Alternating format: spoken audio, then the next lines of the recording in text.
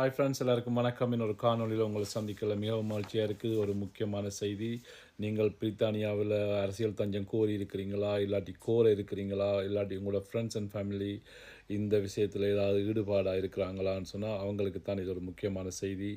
பிரித்தானியாவில் இவ்வளோ காலம் நீங்கள் வந்து அசலம் கோரின அந்த சிஸ்டத்தை ஃபுல்லாக மாற்ற போகிறாங்க. என்ன சம்பவம்ன்றதை வீடியோவில் பார்ப்போம். இதுவரைக்கும் நீங்கள் யூகேல வந்து அசலம் கோரினா உங்களோட அசலம் அக்செப்ட் பண்ணப்பட்டால் 5 வருஷத்துக்கு நீங்கள் இருக்கலாம். அதுக்கு பிறகு நீங்கள் இன்டெஃபினிட்டி லீவ் என்று சொல்லி அந்த கேட்டகரிக்கில் அப்ளை பண்ணி அதுக்கு அடுத்ததாக நீங்கள் பெர்மனன்ட் சிட்டிசன் அப்ளை பண்ணலாம். இனிமேல் இந்த சிஸ்டம் ஃபுல்லாகவே ஸ்டாப் பண்ண போகிறாங்க. ஸ்டாப் பண்ணி போட்டு என்ன நடக்க போகுதுன்னு சொன்னால், நீங்கள் இந்த நாட்டில் உங்களோட அசலம் அக்செப்ட் பண்ணினா நீங்கள் வந்து இந்த நாட்டில் டெம்பரரியாக இருக்கலாம். உங்களை வந்து நீங்கள் ஒரு கொஞ்சம் காலத்துக்கு பிறகு வந்து நீங்கள் ஒரு பெர்மனன்ட் ரெசிடெண்ட்டாக வர்ற சிஸ்டத்தை ஃபுல்லாகவே ஸ்டாப் பண்ண போகிறாங்க. ஸோ அதை விட எப்போ உங்களோட நாடு நீங்கள் எந்த நாட்டிலேருந்து வர்றீங்களோ அந்த நாடு சேஃபான நாடுன்னு சொல்லி பிரித்தானியா கணக்கிடும் போது உங்களை அந்த நாட்டுக்கு திருப்பி அனுப்புவாங்க. அதை விட இந்த இதை வந்து ரெகுலராகவே அப்டேட் பண்ண போகிறாங்க. வந்து ரெகுலராக மானிட்டர் பண்ணி கொண்டிருப்பாங்க இந்த நாடுகள் சேஃபாக இல்லையான்னு சொல்லி. ஸோ அதிகமாக நீங்கள் திருப்பி அனுப்பப்படுற நாடுகளாக தான் இருக்கும்.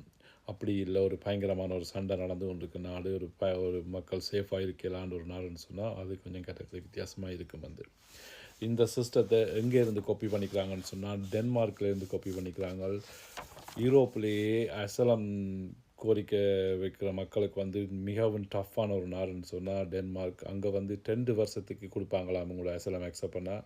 அதுக்கு பிறகு நீங்கள் திரும்ப அப்ளை பண்ணணும். உங்கள் லேஸில் ஈஸியாக வந்து உங்களை ஒரு பெர்மனன்ட் ரெசிடெண்ட் ஆக விட மாட்டாங்க. வந்து அந்த நாட்டிலேருந்து தான் இந்த சிஸ்டத்தை காப்பி பண்ணிக்கிறாங்க.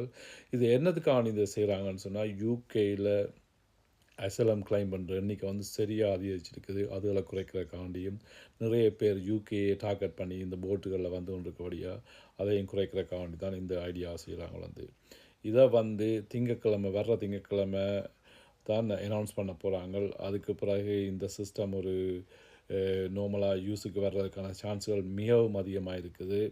ஸோ இனி நீங்கள் பிரித்தானியாவுக்கு வர இருக்கிறீங்கன்னு சொன்னால் கொஞ்சம் யோசித்து செய்யுங்க. ஃப்ரான்ஸில் நிற்கிறீங்கன்னு சொன்னால் அங்கேயே அசலம் கோரலாம். ஸோ இது எல்லாத்தையும் யோசித்து உங்களோட அடுத்த ஸ்டெப்பை நீங்கள் மூவ் பண்ணுங்கள்.